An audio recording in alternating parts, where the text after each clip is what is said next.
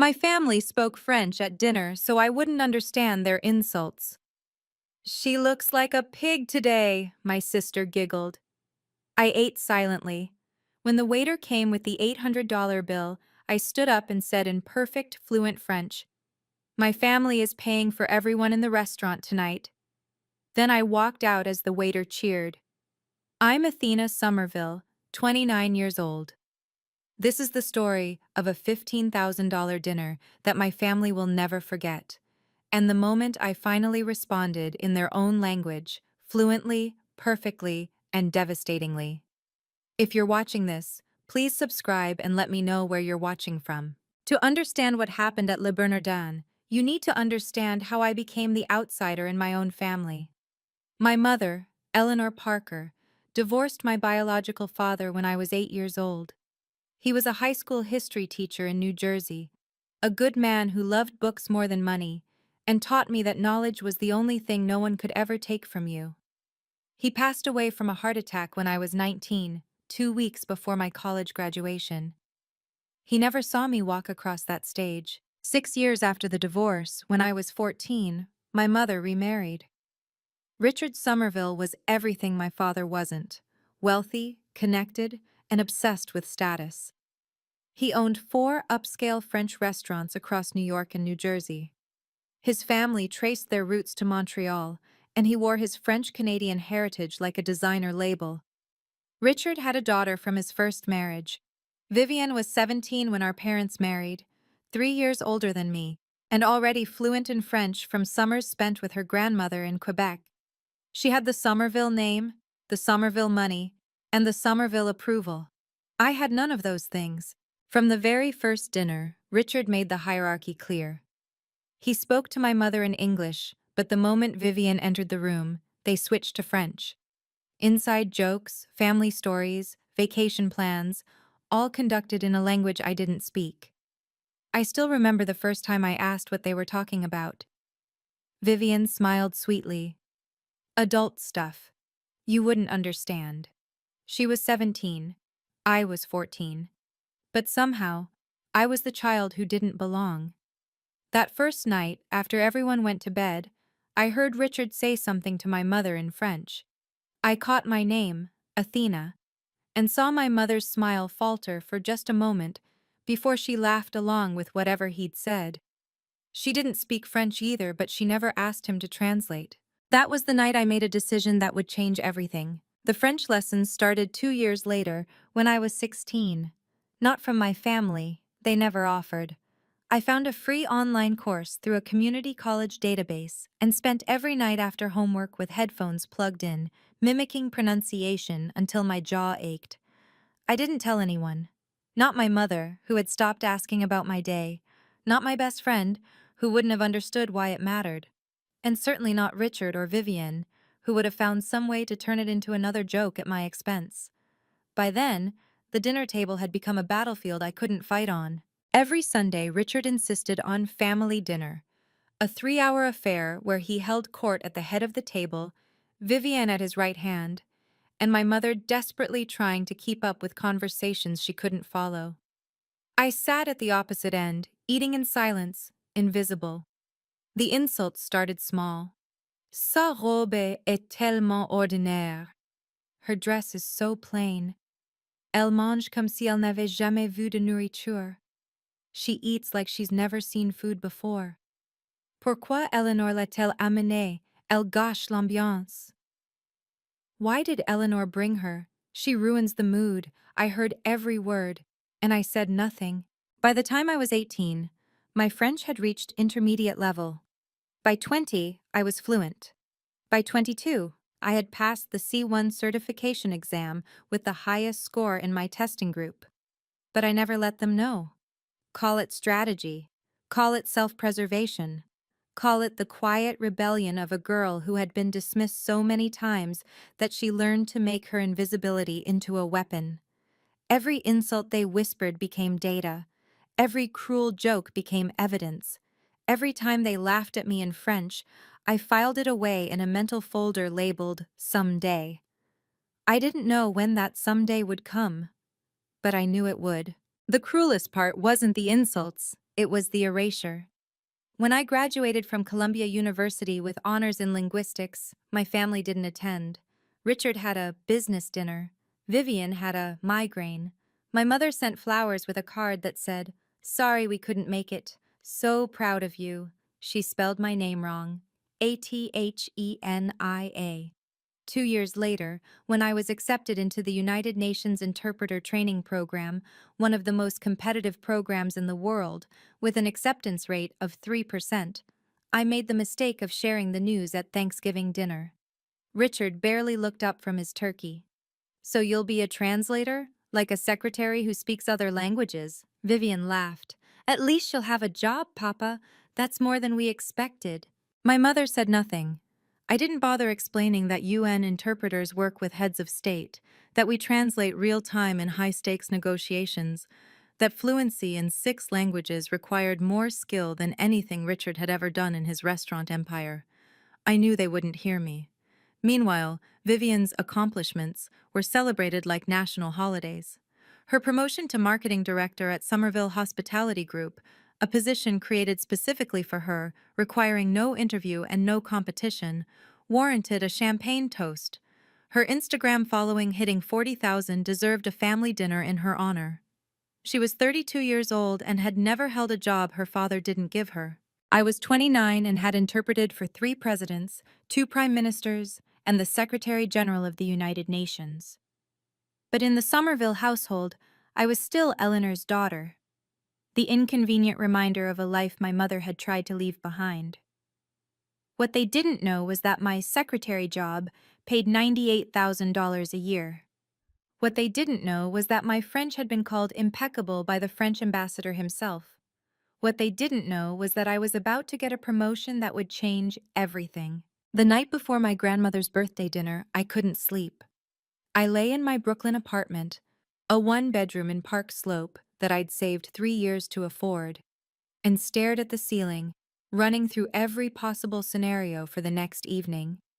My therapist, Dr. Reeves, had a name for what I was doing. Anticipatory anxiety, she called it. Your nervous system preparing for a threat it's learned to expect. The threat was simple: being invisible, being mocked, being reminded again that I didn't belong in the family my mother had chosen over me. For 15 years, I had absorbed every insult like a sponge. I had smiled through dinners where they laughed at my clothes in French. I had nodded politely when Richard introduced me to business associates as Eleanor's daughter from before, as if I were a piece of furniture from a previous apartment, kept out of obligation rather than affection.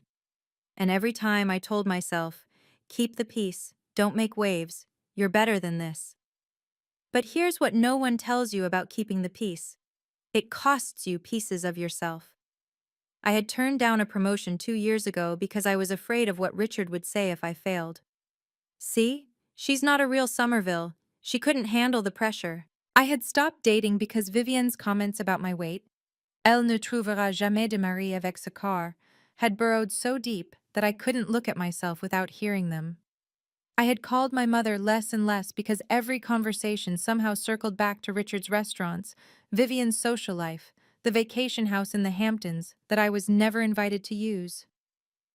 That night, lying in the dark, I finally asked myself the question I'd been avoiding for 15 years. If I keep silent forever, what will I have left? The answer came immediately, cold and clear. Nothing. I would have nothing. Not my dignity, not my self-respect, not even the relationship with my mother, which had already withered into something I barely recognized. 15 years of data. 15 years of insults. 15 years of being erased. Something had to change. I didn't know it yet, but the change was already coming, in the form of an email that would arrive in 36 hours, and a dinner that would cost my stepfather far more than he ever anticipated. The invitation came 2 weeks before the dinner, buried in a group email from my mother. "Family! Richard has reserved a private table at Le Bernardin for Mom's 60th birthday. Saturday, March 15th, 7 p.m. Please confirm attendance. Dress code, elegant. Le Bernardin, 3 Michelin stars, A tasting menu that started at $400 per person, Richard's favorite restaurant, and more importantly, his favorite stage. I knew exactly why he'd chosen it. Le Bernardin wasn't just a restaurant to Richard. It was a temple where he worshipped at the altar of his own success. He'd been photographed there for a local business magazine.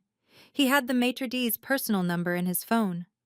This dinner wasn't about my grandmother's birthday.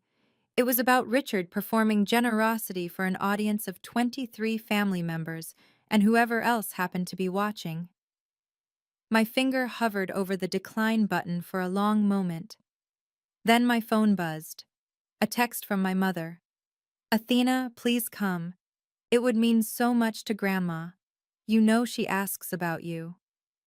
Grandma Dorothy, the only person in my family who had never made me feel invisible. She didn't speak French, never had, never would. But she had a way of looking at me during those awful dinners, her eyes soft with something that might have been understanding. Once, when I was 16 and fighting tears after a particularly vicious round of French insults, she had squeezed my hand under the table and whispered, "You're stronger than all of them, sweetheart. Don't let them see you break." I never forgot that.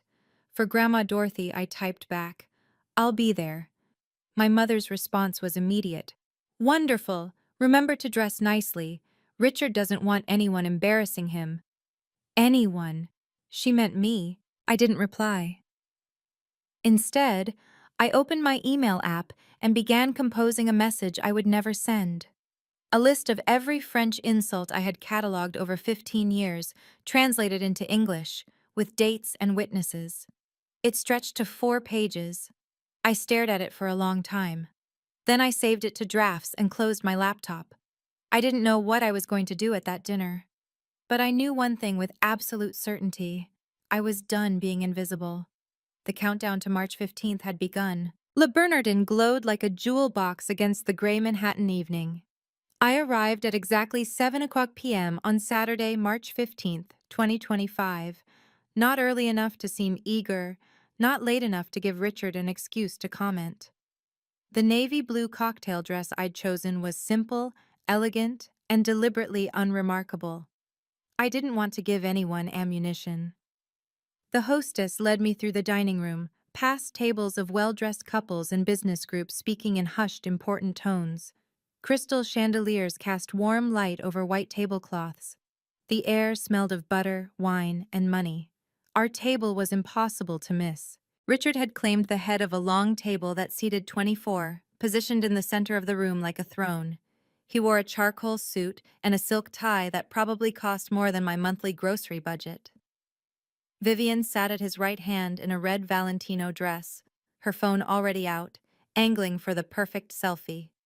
21 other family members filled the remaining seats: aunts, uncles, cousins I barely knew, and my grandmother Dorothy, who looked small and slightly overwhelmed in a lavender cardigan. My mother spotted me first. "Athena, you made it!" Her voice was bright, performative, the voice she used when she wanted Richard to see what a good mother she was. Richard glanced up, his expression flickering from recognition to something cooler. "Athena, glad you could join us." He gestured to an empty chair at the far end of the table, the furthest possible seat from him, my mother, and Vivian. "We've already ordered for the table, the prefix menu. I hope that's acceptable." It wasn't a question. "Of course," I said. "Thank you for the invitation." I sat down, arranged my napkin, and waited. The real performance was about to begin. The first insult came before I'd even finished my water. Vivian leaned toward Richard, her voice carrying just enough to reach those of us at her end of the table, but pitched low enough to seem private. She spoke in French, rapid and casual, the way you might discuss the weather. "Papa, regarde sa robe. On dirait qu'elle l'a achetée chez Target." "Dad, look at her dress. It looks like she bought it at Target." Richard chuckled, swirling his wine. "Au moins elle est venue. Eleanor serait furieuse sinon." At least she came. Eleanor would be furious otherwise. My mother, seated between them, smiled vaguely. She couldn't understand French, but she'd learned over 18 years, that the safest response was agreement. Always agreement. I cut a piece of bread, buttered it slowly, and said nothing. Across the table, my cousin Marcus, who didn't speak French either, gave me a sympathetic look. He'd witnessed enough of these dinners to understand the general dynamic, even if he couldn't translate the specifics. Vivienne caught his glance and smirked. Elle ne remarque même pas qu'on parle d'elle, comme un chien sourd.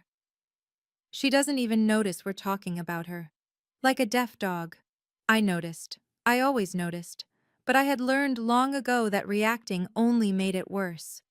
Richard fed on reactions, on the power of making someone squirm while pretending innocence. If I confronted them, I would be the sensitive one, the troublemaker, the person who couldn't take a joke. So I chewed my bread, sipped my water, and added 2 more entries to the mental file. Deaf dog. Target dress. The file was getting thick, and the night was just beginning. By the time the main course arrived, the insults had escalated. I had ordered the filet, a beautiful piece of beef that arrived pink and perfect on a white plate. Vivian's eyes tracked from my plate to my face, and something cruel flickered in her expression. She turned to her grandmother, Richard's mother, a sharp-featured woman named Marguerite, who spoke French as naturally as breathing, and pitched her voice to Carrie.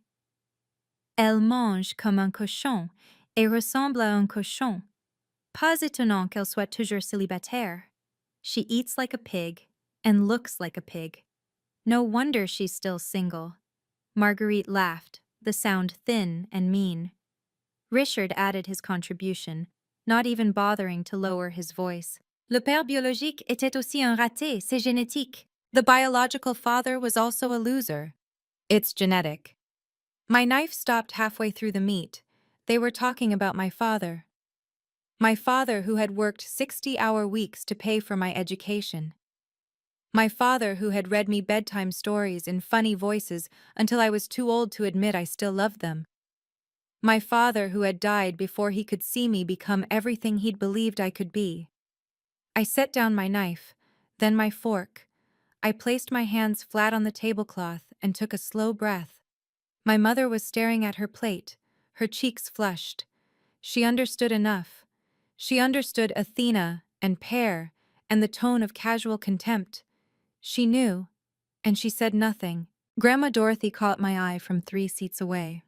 Her brow was furrowed with concern. She couldn't understand the words, but she could read the room. I gave her a small nod. I'm okay. But I wasn't okay. Something inside me had shifted. This was the line. In my profession, timing is everything. When you're interpreting for the Security Council, you learn to read the room with surgical precision. You learn when to speak and when to wait, when to translate a pause and when to let silence do the work. You learn that the most powerful response is often the one that comes exactly when no one expects it. Richard was building to something. I could see it in the way he performed for the tables around us, ordering a 4th bottle of wine, speaking louder about his hospitality empire, making sure everyone within earshot knew he was paying for all of this. He wanted an audience for his generosity. I decided to give him one, but not yet. Not while he still controlled the narrative. I forced myself to eat, to smile at my cousin Marcus when he made a joke, to compliment my grandmother on her cardigan. Normal. Invisible. Exactly what they expected. Meanwhile, I took inventory. The restaurant was full. Easily 80 patrons at the surrounding tables. I recognized the type. Upper East Side regulars, expense account executives, a few couples celebrating anniversaries. There were also 2 women at a corner table who had been photographing their food with professional precision. Food bloggers, probably, or critics. And there, moving between tables with quiet authority, was a face I recognized. Marc Dubois, general manager of Le Bernardin. 45 years old, born in Lyon, former amateur interpreter for the French diplomatic corps before pivoting to hospitality. We had spoken at a French embassy reception 8 months ago, entirely in French, for 20 minutes. He hadn't noticed me yet. But he would. The check would come eventually. And when it did, I would be ready. The only question was how far Richard would push before then. 2 days before this dinner, I had received an email that changed everything. I hadn't mentioned it to anyone, not because I was keeping it secret, but because no one in my family had bothered to ask how I was doing. Not in years. The email came from UN Human Resources at 3:47 p.m. on Thursday, March 13th. Subject line: Promotion Notification, Lead Interpreter, Security Council. I still remembered reading it 3 times before the words sank in. Dear Ms. Somerville, we are pleased to inform you that effective April 1st, 2025, you will assume the position of lead interpreter for the United Nations Security Council. This role carries an annual salary of $127,000 USD and reflects our recognition of your exceptional linguistic capabilities, particularly your fluency in French, Arabic, Spanish, Mandarin, Russian, and English. Your performance over the past 5 years has been exemplary. The Secretary General's office has specifically noted your precision under pressure and your ability to navigate sensitive diplomatic communications with professionalism and grace. We look forward to your continued service. Regards, Office of Human Resources, United Nations Headquarters. Lead Interpreter, the highest position in my field at the UN. A $29,000 raise. Official recognition that my French, the language my family used to mock me, was considered exceptional by people who actually mattered. I had saved the email to my phone. Not to show anyone, I wasn't planning some dramatic revelation. I saved it the way you might save a photograph of something precious. Proof that it really happened. Proof that I wasn't what they said I was. Now, sitting at the far end of Richard's table, watching him preen for his audience, I felt the weight of that email in my pocket like a talisman. They thought I was worthless. They were about to learn otherwise. I noticed Marc Dubois before he noticed me. He was making his rounds through the dining room, adjusting a wineglass here, murmuring to a waiter there, doing the invisible work of a man who ran a 3-Michelin-star operation. His suit was impeccable, his posture perfect, his attention divided among 50 things at once. Then his gaze swept across our table, and I saw the moment recognition flickered in his eyes. He knew me. I could tell by the subtle pause, the slight tilt of his head. 8 months ago, at a reception for the new French ambassador, we had ended up in the same conversation circle. Someone had introduced me as a UN interpreter, and Marc, discovering I was fluent in French, had abandoned English entirely for the rest of the evening. Votre accent est remarquable, he'd said, genuinely impressed. More Parisian than most Parisians I know. Where did you study? I had told him the truth. Mostly self-taught, with years of practice at the UN. He'd been charmed by that, a working-class success story in a room full of inherited advantage. Now, across the crowded restaurant, Marc gave me the smallest nod of acknowledgement before continuing his rounds. Professional, discreet, but unmistakably aware of who I was and what I could do. I hadn't planned for this. I hadn't even known he still worked here. But something about his presence felt like a sign, like the universe placing a witness exactly where I needed one. Richard, meanwhile, was loudly explaining to the table that he knew the whole management team at Le Bernardin. They treat us like family here, he boasted. He had no idea that the general manager had just silently acknowledged his stepdaughter as the more impressive person at the table. The irony was almost too perfect. By 8:30 p.m., Richard had consumed enough wine to reach his favorite state, magnanimously superior. He pushed back from the table, champagne flute in hand, and cleared his throat with the theatrical gravity of a man about to deliver a commencement address. If I could have everyone's attention. The conversations died down. 23 faces turned toward him, family members, yes, but also nearby diners who had been drawn by his volume all evening. Richard noticed the expanded audience and smiled wider. Tonight we celebrate a very special woman. Dorothy, my wonderful mother-in-law, turned 60 years young. And what better way to honor her than here, at one of the finest restaurants in the world, surrounded by the people who love her. He paused for effect. The Somerville family has always believed in excellence, in hard work, in building something from nothing. I almost laughed. Richard had inherited his first restaurant from his father and had never worked a service shift in his life. Tonight, I'm proud to host all of you, to share this meal, this moment, this celebration of everything our family represents. He raised his glass. To Dorothy, to family, to the Somerville legacy. To the Somerville legacy, the table echoed. I lifted my water glass a fraction and said nothing. Richard hadn't mentioned Grandma Dorothy's actual accomplishments. Her 40 years as a nurse, her volunteer work, the way she'd raised 3 children alone after her husband passed. He hadn't mentioned my mother's contributions either, or mine, or anyone's beyond his own carefully curated mythology. This toast wasn't about my grandmother. It was about Richard reminding everyone who paid for dinner, who controlled the room, who mattered. At a nearby table, I noticed one of the food bloggers discreetly recording on her phone. The other was typing something, probably a tweet about the spectacle. Richard had wanted an audience. He was about to get more than he bargained for. The toast had barely finished when Richard returned to his seat and switched back to French. This time, he didn't even pretend to keep his voice down. Au fait, he said to Vivienne, reaching for the wine. J'ai décidé de donner la maison des Hamptons à toi. Athena n'a pas besoin de rien de nous. Elle n'est pas vraiment une Somerville de toute façon. By the way, I've decided to give you the Hamptons house. Athena doesn't need anything from us. She's not really a Somerville anyway. Vivian's face lit up. Parfait, Papa. Elle peut continuer à vivre dans son petit appartement minable à Brooklyn. Perfect, Dad. She can keep living in her sad little apartment in Brooklyn. Richard laughed. Au moins, elle ne nous embarrassera pas devant nos vrais amis. Tu imagines si elle essayait de parler à nos partenaires commerciaux? Bonjour, je suis la traductrice. At least she won't embarrass us in front of our real friends. Can you imagine if she tried to speak to our business partners? Hello, I'm the translator. He said the last word in a mocking falsetto, and Vivian nearly choked on her champagne laughing. My mother's face had gone pale.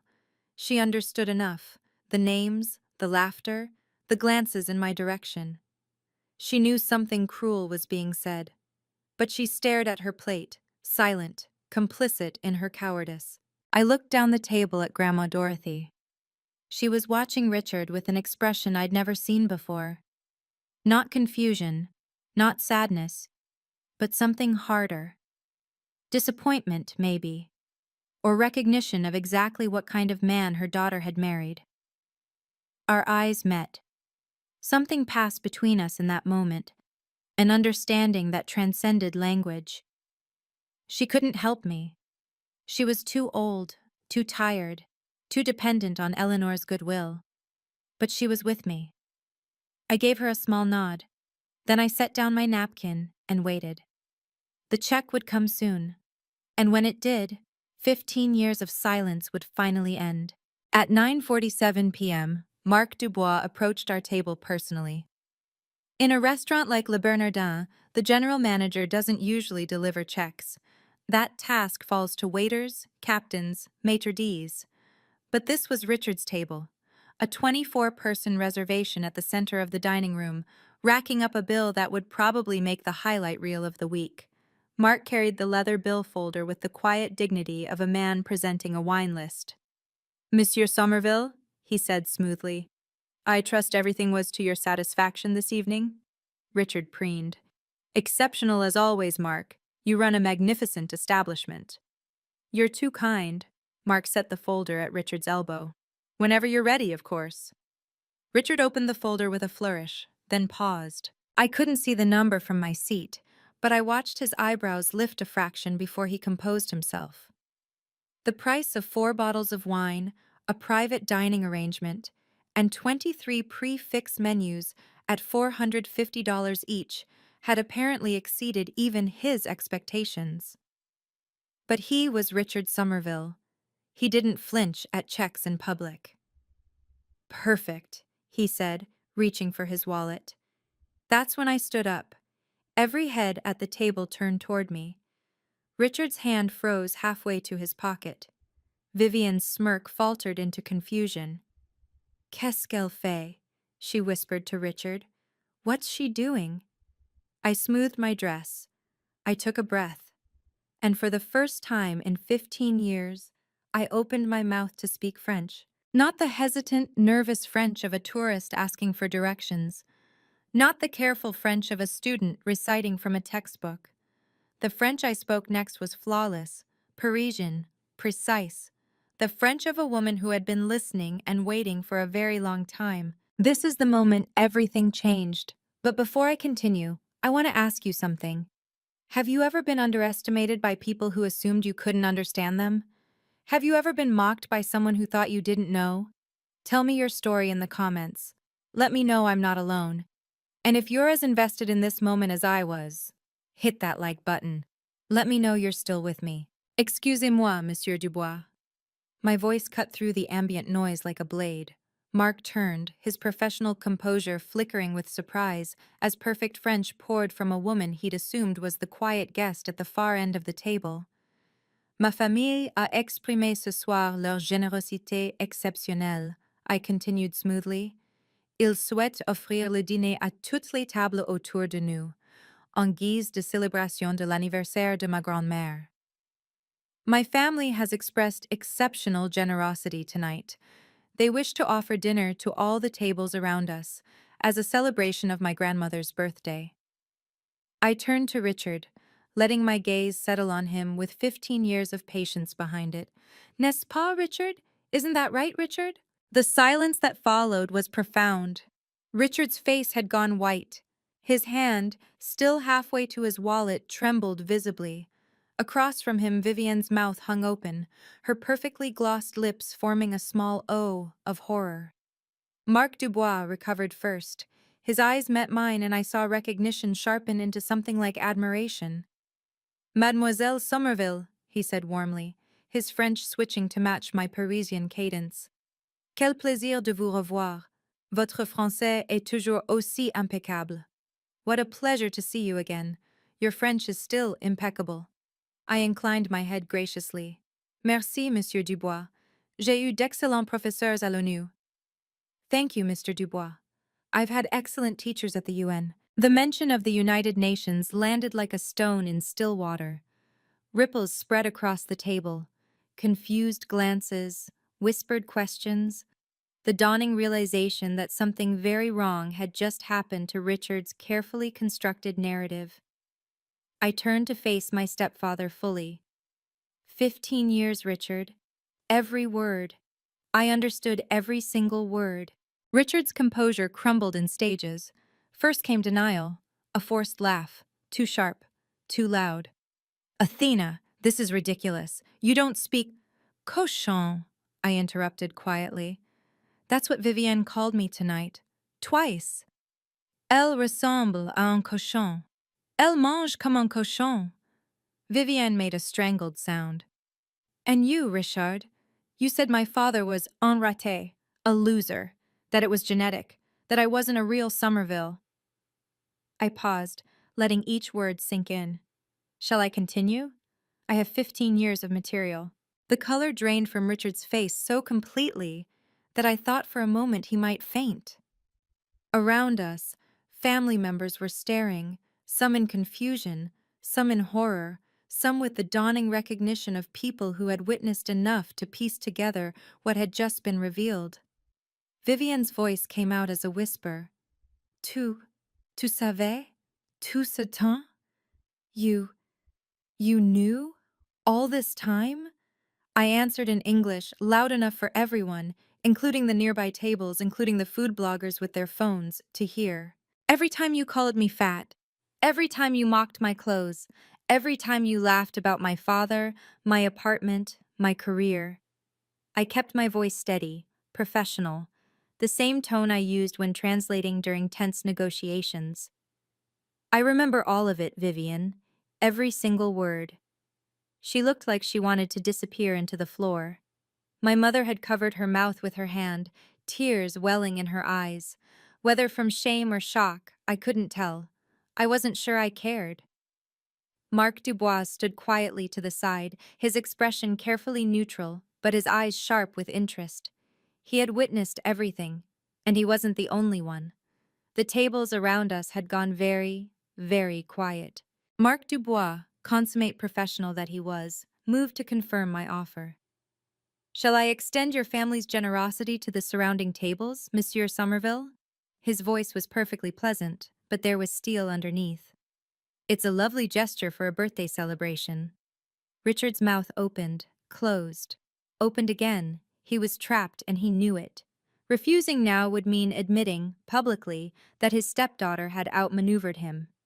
It would mean acknowledging that the family generosity he'd been performing all night was just performance, that he wasn't actually the magnanimous patriarch he'd pretended to be. In front of 80-plus diners, in front of the restaurant staff he'd bragged about knowing, in front of his own family members, who were now looking at him with expressions ranging from confusion to barely suppressed satisfaction. "Of course," he managed, his voice hoarse. Happy to extend the celebration." Mark nodded smoothly.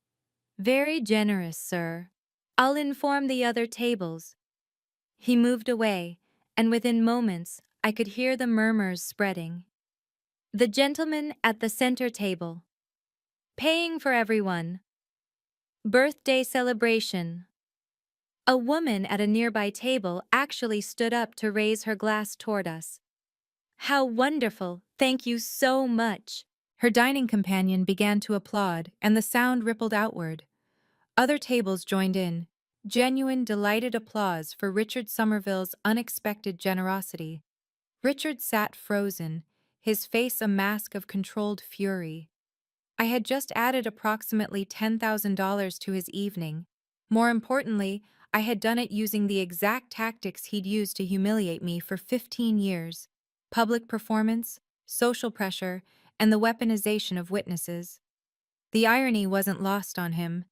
His hands were shaking as he reached for his wine. I didn't linger for the finale. I walked to Grandma Dorothy first. She was crying, quiet tears streaming down her weathered cheeks, but when I bent to kiss her forehead, she grabbed my hand with surprising strength. "I'm so proud of you," she whispered. "So proud." I squeezed her fingers gently. "Happy birthday, Grandma. I love you." Then I turned to my mother. Eleanor looked shattered. Her mascara had smeared, her careful composure completely gone. She reached toward me, her mouth forming words that wouldn't come. I spoke before she could find them. "Mom, when you're ready to have a real conversation, an honest one, you know my number." I didn't wait for her response. I collected my clutch from my chair, smoothed my navy dress, and began walking toward the exit. I kept my pace measured, my spine straight. Not running, not triumphant, simply finished. As I passed the surrounding tables, the ones that Richard was now involuntarily treating to dinner, a few patrons caught my eye. Some nodded with quiet approval. One woman mouthed, "Good for you." Near the door, Marc Dubois appeared at my elbow. "Mademoiselle Somerville." His voice was low, just for me. "That was the most remarkable thing I've witnessed in 20 years of hospitality." I allowed myself a small smile. "Merci, Monsieur Dubois. I apologize for any disruption to your evening." He shook his head. "No apology necessary. Some people deserve exactly what they receive." I stepped out into the March night, the cold Manhattan air hitting my face like a blessing. Behind me, through the glass doors, I could see Richard still sitting at that table, surrounded by family members who now knew exactly what kind of man he was. I didn't look back. My phone exploded before I reached the subway. By the time I unlocked my apartment door in Brooklyn at 10:47 p.m., I had accumulated 17 missed calls, 23 text messages, and 4 voicemails. I set my clutch on the kitchen counter, made a cup of chamomile tea, and sat down to review the damage. Richard had texted twice. The first message arrived at 10:02 p.m. "You embarrassed me in front of everyone. This is absolutely unforgivable. Don't expect to be welcome at any family event ever again." The second came 12 minutes later. "That dinner cost me over $24,000 because of your little stunt. You will be hearing from my lawyer." I screenshotted both messages and saved them to a folder labeled Documentation. Vivian's approach was different. 3 texts in rapid succession, each one a masterclass in deflection. Athena, we need to talk. I think there's been a huge misunderstanding. I would never say those things seriously. It was just family jokes. You know how we tease each other. Call me back. We can work this out. We're sisters. We had never been sisters. Not once in 18 years. My mother's messages were the hardest to read. Walls of text full of I didn't know and I'm so sorry and please call me, please, I need to explain. There was nothing to explain. She had sat at that table for 15 years and chosen silence every single time. I turned off my phone, finished my tea, and sat by the window watching the Brooklyn lights twinkle in the darkness. For the first time in 15 years, I felt something I barely recognized. Peace. Not happiness, not yet. But the bone-deep relief of a woman who had finally stopped carrying a weight she was never meant to bear. The internet moves faster than family drama. By noon the next day, the story had escaped. One of the food bloggers from Le Bernardin, a woman with 89,000 Twitter followers named @NYC Foodie Emma, had posted a thread at 11:34 p.m. the night before. Y'all, I just witnessed the most incredible thing at Le Bernardin.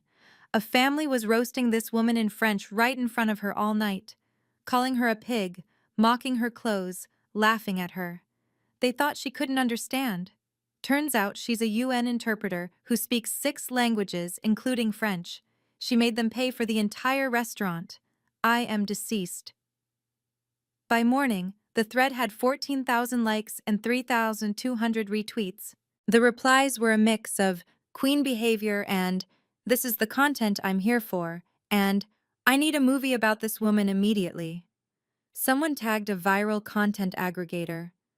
By afternoon, the story had been picked up by Bored Panda, shared in a Reddit thread titled Most Satisfying Revenge Stories, and referenced in 2 TikTok videos. No one named the family directly. But New York's restaurant industry is small, and Richard Somerville was not unknown. A colleague from the UN sent me a text with a screenshot of the thread. Athena, is this you? If so, I'm buying you a drink.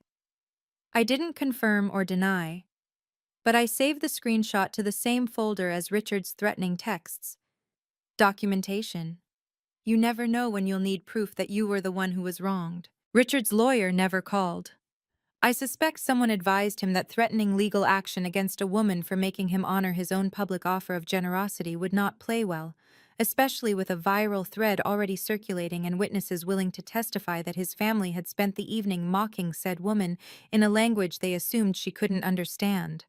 There was no lawsuit, no demand for reimbursement, just silence from Richard and Vivian, broken only by increasingly desperate texts that I continued to ignore. I didn't want their money. I didn't want the Hamptons house or the inheritance or any of the Somerville assets they dangled as proof of my unworthiness. I wanted exactly one thing, and I had taken it for myself: the right to be treated with basic human dignity. The only action I took was practical. On the Monday after the dinner, I blocked Richard's and Vivian's numbers. Not permanently. I wasn't trying to burn bridges that might someday need rebuilding. But for now, indefinitely. I left my mother's number unblocked. That door remained open if she chose to walk through it honestly.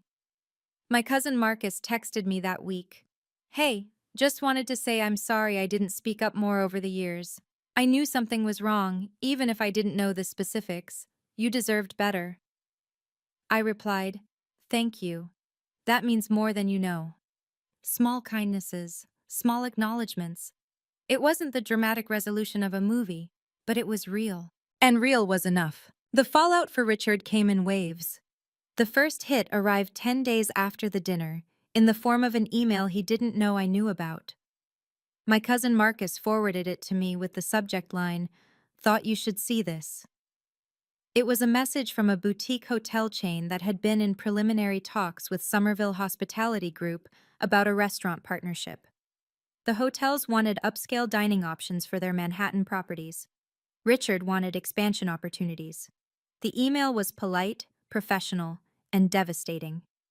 Dear Mr. Somerville, after careful consideration, we have decided not to move forward with our proposed partnership at this time. Recent concerns about brand alignment have led us to pursue other opportunities. We wish you continued success in your endeavors. Best regards, Harrison Blake, VP of Strategic Partnerships, Metropolitan Boutique Hotels. Brand alignment. Corporate speak for, we heard about what happened at Le Bernardin, and we don't want our name associated with yours. Marcus estimated the lost deal at somewhere between $200,000 and $500,000 annually. 2 weeks later, an article appeared in Eater NY's industry newsletter. Somerville Hospitality Group quietly delays expansion plans. The piece didn't mention the dinner. It didn't have to. In the insular world of New York fine dining, rumors traveled faster than reviews. I didn't celebrate these developments. I didn't feel triumph or satisfaction watching Richard's empire wobble. But I didn't feel sorry for him either. For 15 years, he had treated cruelty as a sport, and my dignity as collateral damage. The universe was simply returning the favor. Not through anything I did, but through the natural consequences of his own behavior finally becoming visible. Some lessons can only be learned the hard way. Vivienne's fall was quieter, but no less real. Her Instagram, once a carefully curated shrine to the Somerville lifestyle, went silent for 3 weeks after the dinner. When she finally posted again, it was a generic sunset photo with no caption. The comments were split between supportive followers who didn't know what had happened and pointed questions from those who did. Heard you had quite the dinner party recently. Isn't this the girl who got exposed for bullying her stepsister? Karma is real, LOL. She deleted the comments. Then she deleted the post. Then she set her account to private. Within a month, her follower count had dropped from 45,000 to 43,000, a 2,000-person exodus that represented something more significant than numbers. In Vivian's world, social media following was currency. Losing it meant losing status. More damaging than Instagram, though, was the Whisper network. Manhattan's social elite is a small pond, and gossip is its primary ecosystem. The story of Le Bernardin spread through charity boards and country club lunches, through Hampton's weekend gatherings and Upper East Side dinner parties. Vivian wasn't canceled. She wasn't ostracized. But she was noted, remembered. Oh, Vivian Somerville? Isn't she the one who... I heard she was calling her stepsister a pig in French. Apparently, the sister works at the UN. 6 languages. Can you imagine? For a woman whose entire identity rested on being seen as elegant, sophisticated, and above reproach, being known as a bully was its own kind of prison. I didn't track these developments obsessively. I had a new job to prepare for, a life to rebuild. But when updates filtered through Marcus or appeared in my social media periphery, I acknowledged them with grim satisfaction.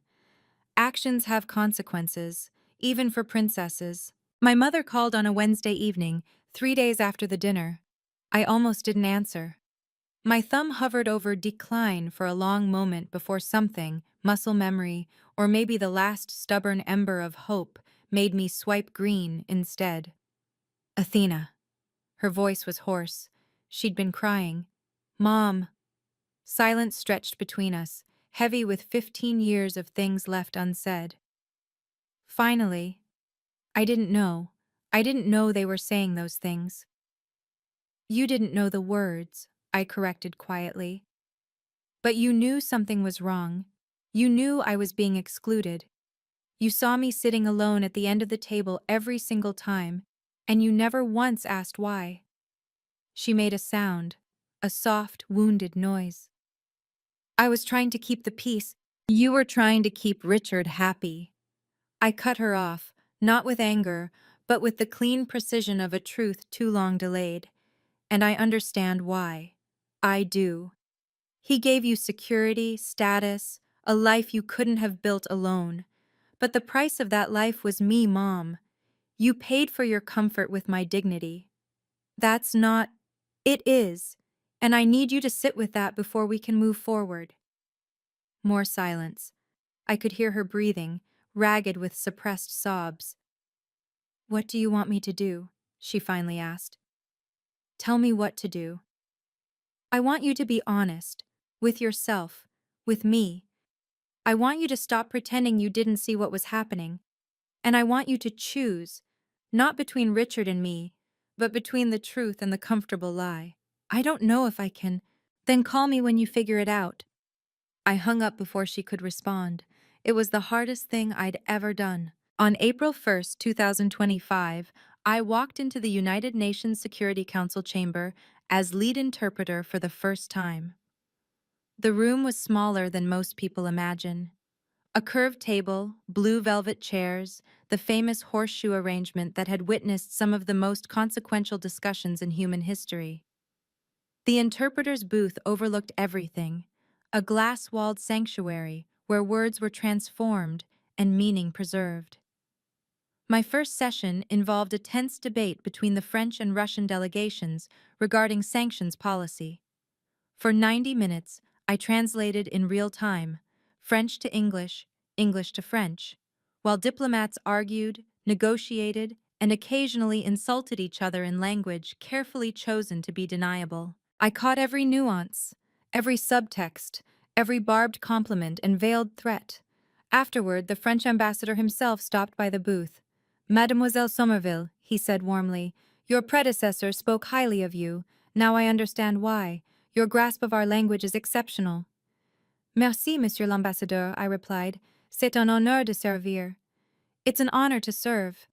He smiled, a genuine smile, from a man who had heard thousands of interpreters over his career, and walked away. That evening, I received a text from Jonathan Hayes, my colleague and friend. "Heard you crushed it today. Congratulations, Led. You've earned this." I sat in my Brooklyn apartment, looking out at the lights of the city, and let myself feel what I'd been too afraid to acknowledge: pride. Not the aggressive pride of proving someone wrong, but the quiet pride of becoming who I was always meant to be. A professional, a linguist, a woman whose value wasn't determined by the people who refused to see it. My new salary was $127,000 a year. More importantly, I had finally stopped asking for permission to exist. You see, sometimes silence isn't weakness. It's waiting for the right moment. If you're in a relationship where you feel dismissed, where your value is invisible, remember this: your worth doesn't depend on whether others see it. You know who you are. Do you agree? Tell me in the comments. And if this story has resonated with you, hit subscribe and turn on notifications. There are more stories like this waiting for you. Grandma Dorothy called on a Saturday morning in late April, 5 weeks after the dinner.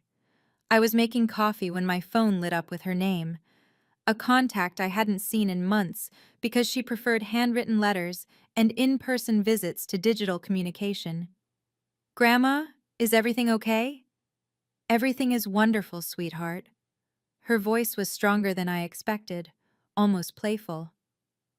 "I'm calling to invite you to lunch. Just the two of us.